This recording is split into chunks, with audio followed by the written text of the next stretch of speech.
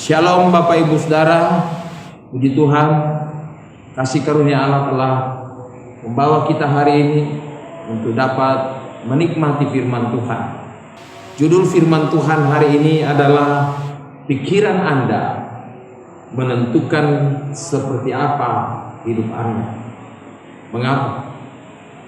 Kita telah belajar sebelumnya bahwa sesungguhnya ketika engkau menerima Yesus sebagai Tuhan dan Juru Selamatmu, engkau telah diciptakan baru di dalam Kristus. Manusia rohmu telah menjadi baru dan sama sekali baru. Nah, Bapak Ibu Saudara, yang membuat kita terus-menerus berpikir bahwa kita tetap hidup di dalam manusia lama, hidup dengan tabiat dosa, hidup di dalam kegagalan dan keterpurukan, adalah pola pikir kita yang belum diperbaharui. Oleh sebab itu kita telah mempelajari firman Tuhan di dalam Roma pasal 12 ayat 1 dan 2 adalah bahwa Tuhan meminta kita untuk selalu mempersembahkan hidup kita sebagai korban yang hidup, yang berkenan kepada Allah. Tuhan mau supaya kita mempersembahkan tubuh kita sebagai korban yang hidup, yang kudus dan yang berkenan kepada Allah. Dan itu adalah ibadah kita yang sesungguhnya setiap saat. Dan firman Tuhan mengajarkan kepada kita kembali di dalam ayat 2 bahwa berubahlah oleh pembaharuan budimu. Dalam bahasa Indonesia sehari-hari dikatakan jangan mengikuti norma-norma dunia ini. Artinya jangan mengikuti cara berpikir daripada dunia ini, tapi berubahlah dengan pikiran-pikiran baru di dalam Kristus, bahwa kita adalah ciptaan baru di dalam Kristus. Kita harus mengubah cara berpikir kita. Kalau dulu kita berpikir terus-menerus tentang dosa, tentang kegagalan, kita berpikir tentang ketidakberdayaan kita, kelemahan kita, kekurangan kita, maka ketika kita ada di dalam Kristus, kita harus belajar mengendalikan pikiran-pikiran kita tersebut dengan cara kita menyerahkan hidup kita sebagai korban yang hidup, yang kudus dan yang berkenan kepada Allah setiap hari. Nah, Bapak Ibu Saudara, seringkali orang Kristen, walaupun dia aktif dalam gereja, aktif dalam pelayanan, akan tetapi tidak memahami posisinya yang sesungguhnya di dalam Kristus Yesus. Dan itu sebabnya ia terus-menerus memikirkan hal-hal lama, dan itulah yang mengendalikan kehidupannya. Itulah yang membuat dia terpuruk. Dan tahukah Bapak Ibu Saudara, iblis selalu berperan berusaha untuk mengendalikan cara berpikir kita, supaya kita terus berpikir tentang masa lalu kita, tentang kegagalan kita, tentang dosa-dosa kita, tentang kebiasaan-kebiasaan buruk kita, tentang ketidakberdayaan kita, dan sebagainya. Ia menipu kita lewat pikiran-pikiran kita dan membawa pikiran kita kepada hal-hal dosa, hal-hal yang membuat kita terpuruk. Nah, Bapak Ibu Saudara, kenapa iblis melakukan itu dalam pikiran kita? Tidak lain tujuannya adalah ia ingin merebut, ia ingin mengendalikan hidup kita. Karena ketika kita berpikir negatif, maka hidup kita akan menjadi negatif. Ketika kita selalu berpikir tentang kita dikuasai dosa, kejahatan, kelemahan, maka hidup kita akan seperti itu.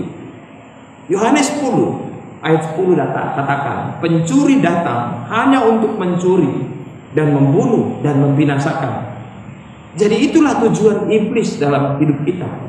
Oleh sebab itu, kekasih Tuhan, mari kita mempelajari firman Tuhan hari ini. Bagaimana kita mengendalikan pikiran kita supaya pikiran kita sesuai dengan status kita di dalam Kristus Yesus sebagai ciptaan baru. Kita berpikiran yang positif, seperti firman Tuhan yang telah kita pelajari sebelumnya di dalam Filipi pasal 4 ayat 8, semua yang mulia, semua yang sedap didengar, semua yang disebut kebajikan, semua yang kudus, selalu jadi pokok pikiran kita setiap hari, setiap saat, ketika kita persembahkan hidup kita kepada Allah. Nah, Bapak Ibu Saudara, pencuri hanya datang untuk mencuri, membunuh kita, membunuh iman kita, merebut kebahagiaan kita, merebut sukacita kita, merebut berkat-berkat kita, merebut kebahagiaan kita dan masa depan kita, supaya kita menjadi orang-orang yang kalah dan gagal, terpuruk. Dan itulah tujuannya, dan akhirnya membinasakan kita.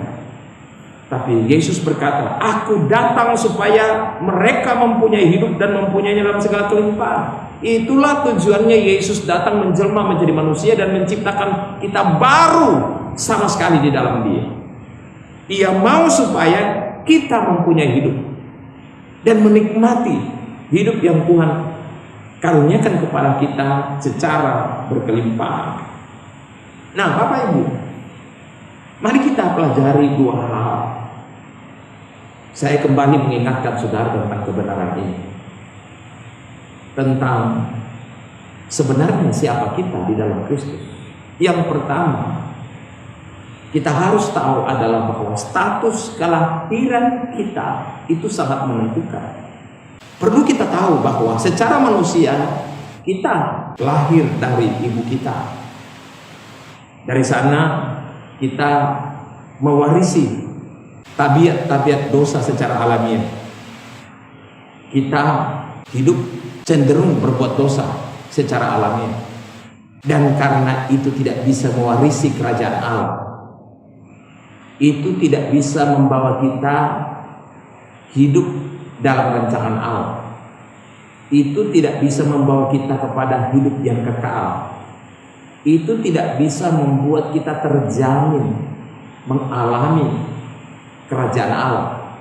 Maka Ia datang menjelma menjadi manusia dan membawa kita ke dalam apa yang disebut kelahiran baru di dalam baptisan kematian, baptisan penguburan, dan baptisan kebangkitan Kristus. Dengan demikian, lewat baptisan inilah kita dijamin untuk memiliki warisan yang kekal. Kenapa kita memiliki warisan yang kekal? Karena status kita diubahkan. Kita diciptakan baru. Yohanes 3 ayat 6, Yesus berkata kepada Nikodemus, apa yang dilahirkan dari daging adalah daging. Itu mewarisi dosa, tabiat dosa, dan cenderung hidup dalam dosa, dan akhirnya adalah kematian yang kekal. Tetapi apa yang dilahirkan dari roh adalah roh. Itu tidak terbatas. Itu melampaui daging yang menuju kepada kematian. Dan inilah yang membawa kita kepada kehidupan yang sesungguhnya di dalam Kristus Yesus. Saya juga ingin mengingatkan tentang pernyataan Yohanes di dalam Yohanes 1 ayat 12 dan 13. Semua orang yang menerimanya diberinya kuasa menjadi anak-anak Allah, yaitu mereka yang percaya dalam namanya. Ayat 13, orang-orang yang diperanakan bukan dari darah atau dari daging, bukan pula secara jasmani oleh keinginan seorang laki-laki, melainkan lahir dari Allah. Jadi ketika saudara percaya kepada Yesus Kristus, saudara dinyatakan lahir dari Allah. Dan itulah yang disebut kelahiran baru. Kelahiran lama kita dari daging kita membawa kita kepada maut. Tetapi kelahiran baru kita di dalam roh, pekerjaan dari Allah, itu membawa kita kepada kehidupan. Itu membawa kita kepada kemuliaan. Itu membawa kita kepada kemenangan. Itu membawa kita kepada kekekalan. Itu membawa kita kepada kehidupan yang berarti. Nah, Bapak Ibu Saudara, kita juga mengingat kembali apa yang dikatakan oleh surat Yohanes pasal 3 ayat 9. Saya ingin membaca dalam terjemahan baru. Dikatakan setiap orang yang lahir dari Allah tidak berbuat dosa lagi. Dalam terjemahan sehari-hari dikatakan orang yang sudah menjadi anak Allah, yang seperti dikatakan dalam Injil Yohanes pasal 1 ayat 12 dan 13, lahir dari Allah. Dikatakan oleh Alkitab terjemahan sehari-hari adalah tidak terus-menerus berbuat dosa. Kenapa? Karena sifat Allah sendiri ada padanya. Kenapa sifat Allah? Karena ia memiliki benih Allah. Kenapa benih Allah? Karena ia memiliki roh Allah, roh Kristus di dalam diri. Dan ia tidak dapat terus-menerus berbuat dosa. Jadi kecenderungan kita di dalam Kristus ketika kita lahir baru adalah kita tidak suka berbuat dosa, tidak senang berbuat dosa, kita tidak punya selera dosa. Bapak ibu saudara, kita telah diciptakan baru di dalam Kristus. Tapi apa yang membuat kita secara manusia, secara daging berbuat dosa? Itu bukan karena tabiat dosa kita. Tabiat dosa kita telah dikuburkan sekali untuk selama-lamanya. Yang membuat kita tetap berbuat dosa adalah pikiran-pikiran lama kita. Telah saya jelaskan sebelumnya. Bapak ibu saudara yang dikasihi Tuhan, hal yang kedua yang perlu saudara tahu, siapa Anda di dalam Kristus. Ini harus menguasai pikiran saudara, melebihi daripada intimidasi-intimidasi dan kebohongan-kebohongan iblis terhadap saudara, yang membuat saudara setuju dengan iblis bahwa saudara orang berdosa, saudara adalah orang yang jahat, saudara adalah orang gagal, saudara adalah orang kalah, saudara adalah orang-orang yang miskin yang tidak berdaya, saudara adalah orang yang dikuasai oleh sakit penyakit, dan sebagainya dan sebagainya. Itu semua bentuk penipuan-penipuan iblis kepada saudara. Tapi perhatikan baik-baik. Hal yang kedua harus saudara tahu dan taruh itu di dalam pikiran saudara adalah bahwa Roh telah membebaskan saudara dari hukum dosa dan hukum maut. Ayat 1 dari Roma pasal 8, Paulus berkata, demikianlah sekarang tidak ada penghukuman bagi mereka yang ada di dalam Kristus Yesus. Tidak ada kutuk bagi saudara di dalam Kristus Yesus. Tidak ada penghukuman bagi saudara yang ada di dalam Kristus Yesus. Pertanyaannya, apakah saudara ada di dalam Kristus Yesus? Kalau saudara ada di dalam Kristus, berhentilah terprovokasi oleh pekerjaan iblis, kebohongan iblis, intimidasi iblis, sehingga selalu saudara berpikir apa yang terjadi pada saya adalah bentuk hukuman Tuhan, kutuk Tuhan kepada saya. Bapak ibu saudara, Tuhan tidak menghukum saudara di dalam Kristus, baik sekarang apalagi ke dalam kekekalan.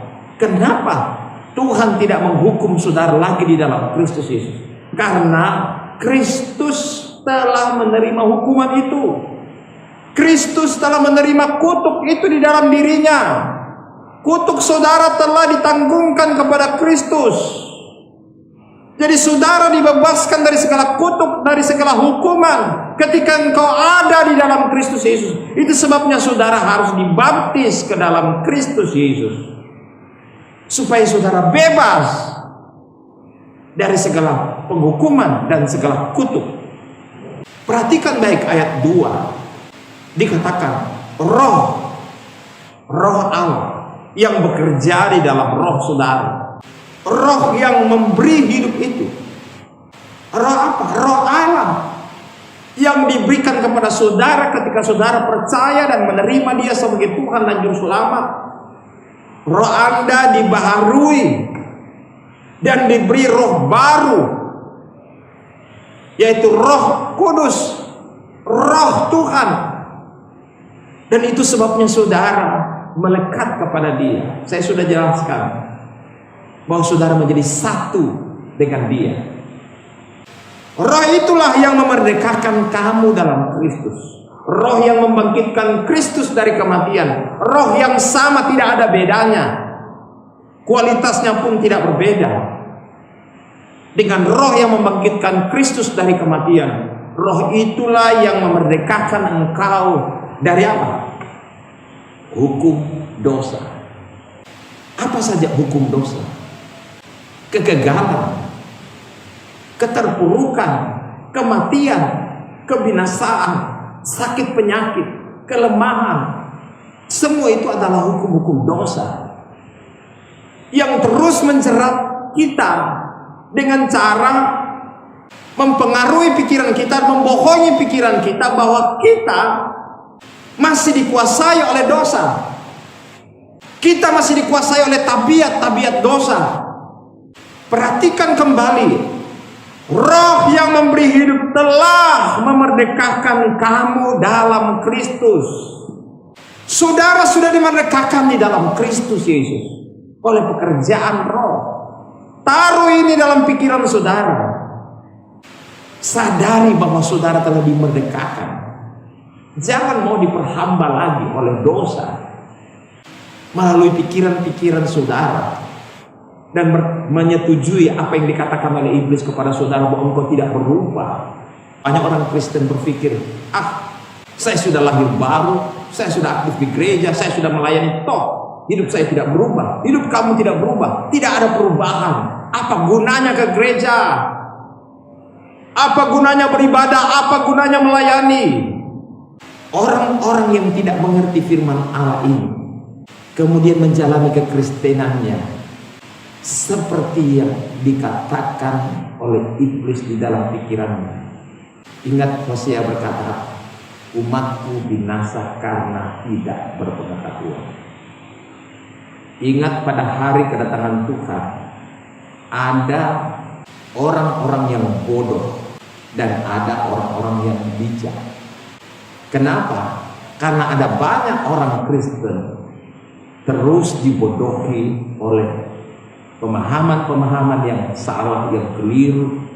Dan inilah tujuan iblis. Ia ingin supaya saudara kalah, supaya saudara gagal, supaya saudara terpuruk, supaya saudara binasa, supaya saudara kehilangan kebahagiaan dalam sepanjang hari hidup saudara. Saudara tidak merasa benar-benar merdeka. Hei saudara, saya beritahu bahwa saudara sudah dimerdekakan oleh Roh Kristus, Roh kebangkitan, Roh kehidupan itu. Tidak ada lagi kutuk bagi saudara di dalam Kristus Yesus. Dan tahu saudara, tidak ada yang dapat memisahkan saudara dari Kristus. Tidak ada.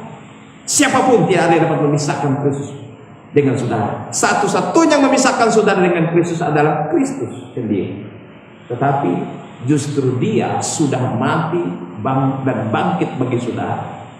Dia sekarang jadi pembela bagi saudara. Apa yang saudara takutkan mengikuti Yesus?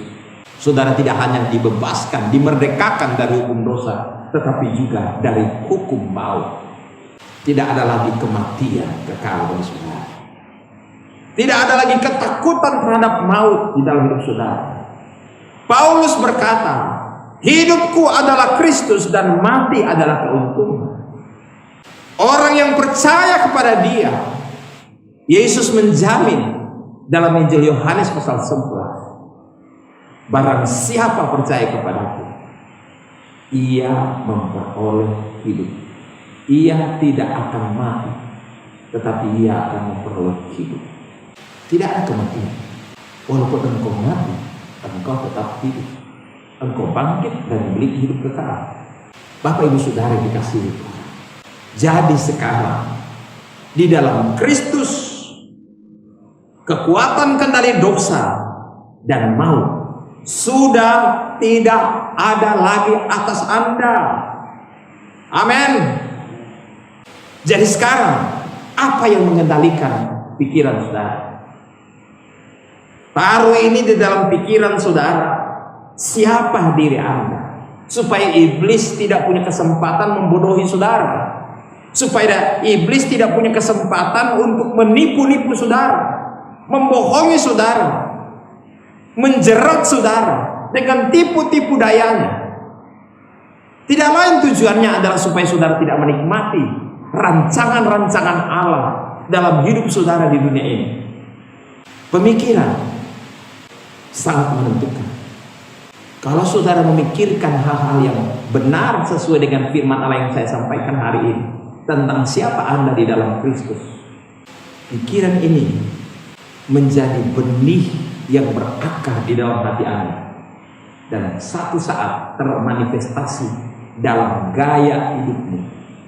Sekali lagi, pemikiran-pemikiran Anda, entah negatif, entah positif, adalah benih yang tertanam berakar dalam hati Anda. Pada satu saat dia akan tumbuh dan kemudian menghasilkan buah dalam kehidupanmu. Kalau engkau memikirkan bahwa engkau sakit, engkau lemah, engkau tidak berdaya, engkau hidup dalam dosa, engkau dikuasai oleh dosa, maka itu akan berakar di dalam hatimu dan kemudian akan tumbuh, termanifestasi dalam aktivitas hidupmu sehari-hari. Makanya ada banyak orang Kristen yang terus-menerus terpuruk, tidak menikmati rancangan-rancangan Allah yang terbaik dalam hidupnya. Bahkan banyak orang Kristen meragukan kebenaran firman Allah. Kenapa? Karena tidak mengerti kebenaran-kebenaran firman Allah ini. Rasul Paulus menulis dalam Roma 8 ayat 5. Sebab mereka yang hidup menurut daging memikirkan hal-hal yang dari daging. Perhatikan ini Bapak Ibu. Saudara yang lahir dari daging, belum mengalami kelahiran baru, memang wajar secara alamiah saudara terus memikirkan hal-hal daging. Memang itulah orientasi hidup saudara, itulah selera saudara, karena saudara dikuasai oleh tabiat-tabiat dosa. Itu membawa saudara kepada kematian, kepada maut. Tapi perhatikan, mereka yang telah lahir baru di dalam Kristus Yesus, yang tahu siapa dirinya di dalam Kristus Yesus, yang memiliki roh Kristus dalam dirinya, memiliki roh kebangkitan dalam dirinya. Perhatikan baik, mereka yang hidup menurut roh memikirkan hal-hal yang dari roh. Jadi Bapak Ibu Saudara, ambil keputusan saudara. Apa yang saudara pikirkan? Apakah saudara berdiri pada pemikiran manusia lama, ataukah saudara berdiri pada pemikiran manusia baru? Keputusan tetap ada pada diri saudara sendiri. Jika saudara mengambil keputusan hidup menurut roh yang telah dibaharui di dalam diri saudara, roh Kristus ada di dalam diri saudara, maka apa yang terjadi? Saudara akan memikirkan hal-hal yang dari roh. Hal-hal yang dari roh itu membawa kepada hidup. Ayat 9, Paulus katakan kepada jemaat Roma, tetapi kamu tidak hidup dalam daging. Kenapa? Karena kita sudah belajar minggu kemarin, ku telah mati dan tinggalkan cara hidupku yang lama. Kita telah mati, manusia lama kita telah mati, telah dikuburkan, dan sekarang kita hidup dalam hidup baru melalui kebangkitan Kristus dari kematian. Kamu tidak hidup lagi di dalam daging, melainkan dalam roh. Taruh ini dalam pikiranmu baik-baik. Jangan selalu menyetujui bahwa saudara masih manusia daging dengan segala ketidakberdayaannya, dengan segala tabiat dosanya, dan seterusnya dan seterusnya. Percayailah bahwa kamu tidak hidup di dalam daging. Walaupun kelihatan saudara masih hidup di dalam daging, tapi saudara harus menyangkal hal itu. Inilah yang disebut hidup di dalam roh. Menyangkali bahwa saya masih hidup di dalam daging. Kamu tidak hidup dalam daging. Artinya kita tidak lagi dikendalikan oleh keinginan-keinginan lama kita, nafsu kita yang lama. Kita dikendalikan oleh roh. Jika memang roh Allah diam di dalam kamu. Tetapi jika orang tidak memiliki roh Kristus, ia bukan milik Kristus. Jadi orang yang menjadi milik Kristus, ia hidup dalam roh. Kenapa? Karena ia telah memiliki roh Kristus di dalam dirinya. Kecuali tidak memiliki roh kehidupan, roh kelahiran baru, roh penciptaan baru, ia bukan milik Kristus. Tidak heran kalau kecenderungan hatinya adalah berbuat dosa. Kecenderungan hatinya adalah menyakiti orang lain. Kecenderungan hatinya adalah kebencian. Kecenderungan hatinya adalah dendam. Kecenderungan hatinya adalah sakit hati. Kecenderungan hatinya adalah kepahitan.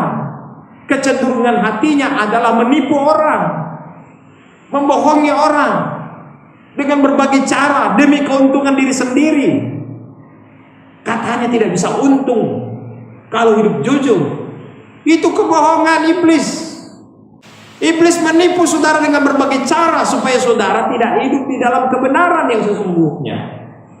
Jika pikiran saudara tetap dalam pikiran manusia lama yang belum diciptakan baru, itu adalah pikiran kedagingan yang akan membawa saudara kepada kematian. Pada akhirnya kematian, keterpisahan dengan Allah. Jika pikiran Anda mengikuti pikiran roh yang telah dilahirkan baru, maka Anda akan dibawa kepada kehidupan dan damai sejahtera. Apa yang Anda pikirkan akan Anda tuai pada waktunya. Jadi Bapak Ibu Saudara, kendalikanlah pikiran saudara. Roma pasal 8 ayat 6 berkata, karena keinginan daging adalah maut. Keinginan daging adalah maut. Kalau saudara tetap dengan cara berpikir bahwa saudara masih manusia lama, dikuasai oleh keinginan daging, nafsu, dosa dan sebagainya, maka itu adalah maut. Itu adalah kematian. Berarti saudara tidak punya harapan sama sekali. Tapi perhatikan, kalau saudara berdiri pada posisi pikiran baru sesuai dengan status saudara yang telah diciptakan baru di dalam Kristus Yesus, maka apa yang terjadi? Keinginan roh di dalam diri saudara yang membawa saudara kepada hidup dan membawa saudara kepada damai sejahtera. Jadi ambillah keputusan mengendalikan pikiran saudara. Jangan biarkan pikiran-pikiran saudara dibohong-bohongi oleh iblis dan pemahaman-pemahaman yang keliru tentang kebenaran firman Tuhan. Ingat, saudara sudah dimerdekakan. Saudara punya benih ilahi. Saudara punya sifat Bapa di dalam dirimu. Saudara lahir dari Allah, bukan dari kehendak laki-laki, bukan dari manusia, tetapi dari Allah. Saudara tidak diciptakan terus-menerus hidup dalam dosa. Saudara tidak bisa hidup di dalam dosa. Saudara harus tahu itu baik-baik dalam hidup saudara, supaya saudara berkemenangan. Saudara mempunyai hidup. Saya ulangi, Roma 8 ayat 6 katakan, karena keinginan daging adalah maut, tetapi keinginan roh adalah hidup dan damai sejahtera. Ikutilah keinginan roh. Kapan keinginan roh itu terjadi? Ketika saudara memikirkan menurut pikiran-pikiran yang benar, semua yang mulia, semua yang sudah didengar, semua yang disebut kebajikan, semua yang kudus, semua yang sesuai dengan statusmu sebagai manusia baru di dalam roh. Saudara adalah manusia baru. Apa yang terjadi? Saudara mempunyai hidup dan mempunyai damai sejahtera. Ayat 5 dari Roma pasal 8. Sebab mereka yang hidup menurut daging memikirkan hal-hal dari daging, mereka yang hidup menurut roh memikirkan hal-hal yang dari roh. Saya yakin saudara bukan manusia lama lagi. Saudara bukan manusia daging lagi yang memikirkan hal-hal daging, tetapi saudara adalah manusia roh yang memikirkan hal-hal roh. Tapi kalau saudara tidak bisa memahami kebenaran ini dan saudara tidak bisa membedakan kebenaran ini, apa yang terjadi? Saudara gagal menjadi orang Kristen. Saudara menjadikan kekristenan hanya sekedar agama, sama seperti agama lain. Cuma bedanya ada Yesus, ada kasih karunia. Tetapi saudara tidak pernah berkemenangan. Saudara mati seperti firman Tuhan tadi katakan. Tetapi orang yang memikirkan hidupnya sebagai manusia roh, apa yang terjadi? Hidupnya itu terjamin memiliki damai sejahtera, memiliki sukacita, dan memiliki jaminan kehidupan yang kekal di dalam diri. Bapak Ibu Saudara, siapa yang saudara percaya? Firman Tuhan atau pikiran saudara? Siapa yang saudara percaya? Firman Tuhan atau apa yang saudara lihat? Perhatikan baik. Rasul Paulus berkata bahwa hidup kami bukan karena melihat, tetapi karena percaya. Orang benar hidup karena iman, bukan karena melihat. Apa yang saudara lihat sekarang ini? Seringkali dapat itu berdipu saudara. Saudara melihat saudara masih punya kebiasaan ini, kebiasaan itu, kelemahan ini, kelemahan itu, kegagalan ini, kegagalan itu. Belajarlah untuk mempercayai kebenaran firman melebihi apa yang saudara lihat, melebihi daripada fakta kehidupan yang sedang saudara hadapi. Beranikah saudara mempercayai kebenaran firman Tuhan ini? Kalau saudara mempercayai kebenaran ini, saudara akan berkemenangan. Kalau tidak, itu yang membuat saudara khawatir dan tidak yakin keselamatan saudara di dalam Kristus. Itu yang membuat saudara jatuh bangun dan tidak yakin seperti apa engkau di dalam Kristus. Saudara hanya beragama, tapi tidak pernah mengalami kuasa daripada hubunganmu dengan Tuhan. Jadi saya menyimpulkan, apa yang Anda pikirkan tentang diri Anda akan menentukan seperti apa hidup Anda. Jika Anda memikirkan diri Anda seperti status Anda di dalam roh yang telah dibaharui, maka Anda akan mengalami hidup dan damai sejahtera di dalam Kristus itu. Tetapi jika Anda memikirkan diri Anda sebagai status Anda sebagai manusia lama yang dikuasai dosa dengan tabiat-tabiat dosa dan segala kelemahan, dan dengan segala kelemahan dan akibat-akibatnya, maka Anda akan mengalami apa yang disebut kematian. Tapi bersyukurlah saudara tidak diciptakan di dalam Kristus untuk mengalami hal itu. Saudara diciptakan di dalam Kristus supaya saudara mempunyai hidup dan mempunyainya dalam segala kelimpahan. Tuhan memberkati. Amin.